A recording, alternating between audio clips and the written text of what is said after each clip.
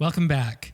Now that you understand the structure of a song, let's dive deeper into using drum fills to transition between sections.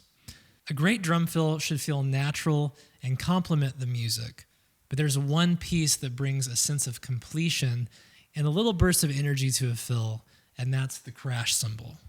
Today we'll explore 3 versatile drum fills, and we'll finish each one off with the crash cymbal to emphasize that transition. You'll often hear the crash at the start of a chorus or after a drum fill. Think of the crash as a punctuation mark in your playing. It signals a change and makes everything feel a bit more powerful. Listen as I transition into a chorus groove without and then with a crash. Here's without. 1, 2, 3, 4.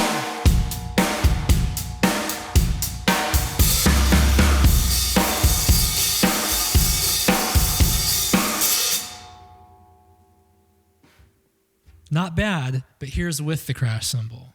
1, 2, 3, 4.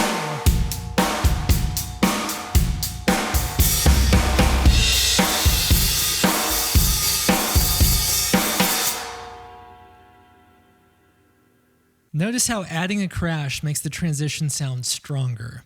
It helps guide the listener, and it locks in the shift between the song's sections. Now the fun part. Let's explore 3 great fills, each ending with a crash. The first one you'll know, it's the simple 4-note fill between the snare and the floor tom. Again, this fill is simple, effective, and easy to place anywhere in a song. It's perfect for leading into a chorus or a bridge or whatever else you can imagine. So as a reminder, the fill is right hand on the snare, left hand on the snare, right hand on the floor tom, left hand on the floor tom. But this time, we'll add a crash on the one of the next measure. I'll play this slowly first and then speed it up a bit. 1, 2, ready, go.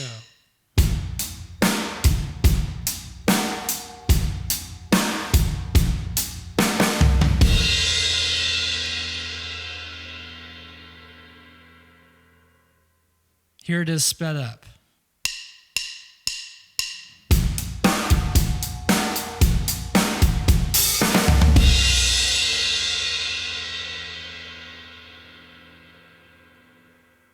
The second fill is a snare and floor tom build, which is a big energy booster. This fill builds intensity by combining the snare and floor tom, creating a powerful driving effect that works great before a big chorus or an outro and a lot of other places.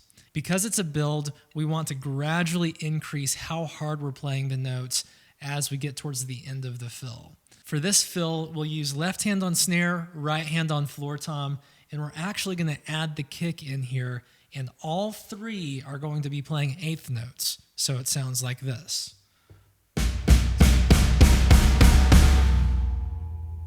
Okay, now let's add this into the groove. We'll play slow at first and then speed it up. 1, 2, ready, go.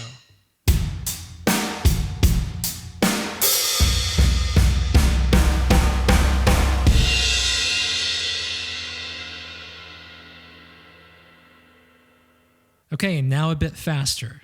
1, 2, ready, go.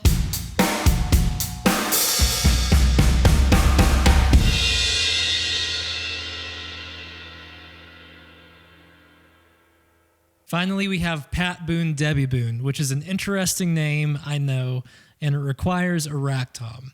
This is a classic fill that's found in tons of popular songs, and it's great for adding a smooth, rolling transition. Here's how this is broken down.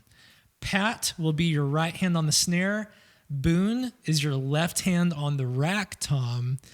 Debbie, which is 2 syllables, is right, left on the snare. And then Boone is right hand on the floor tom. Then, of course, we're going to add that crash on the one of the next measure. So let's play this slowly together. 1, 2, ready, go.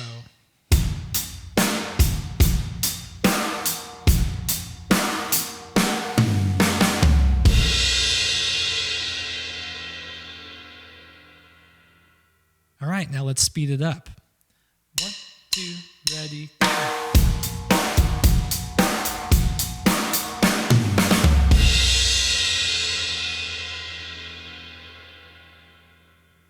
This fill is a staple in drumming. It just sounds right and it fits almost anywhere. Now let's practice putting these fills into a full groove. We'll play a verse beat for 3 measures and then the fill on the 4th measure, finishing with a crash. Then go back into that beat as if you're transitioning into a chorus. The goal here is to make the transition feel seamless. The crash should land right on the 1 of the next section. Here's your challenge for today. Play each of these 3 fills at 80 beats per minute, ending with a crash.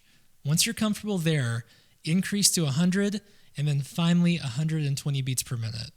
Try inserting a fill and a crash at a natural transition point while playing along to one of the songs from the playlist. Remember, drum fills are like spices. A little bit goes a long way. Keep experimenting, and I'll see you in the next lesson where we'll explore dynamics and how to play with emotion.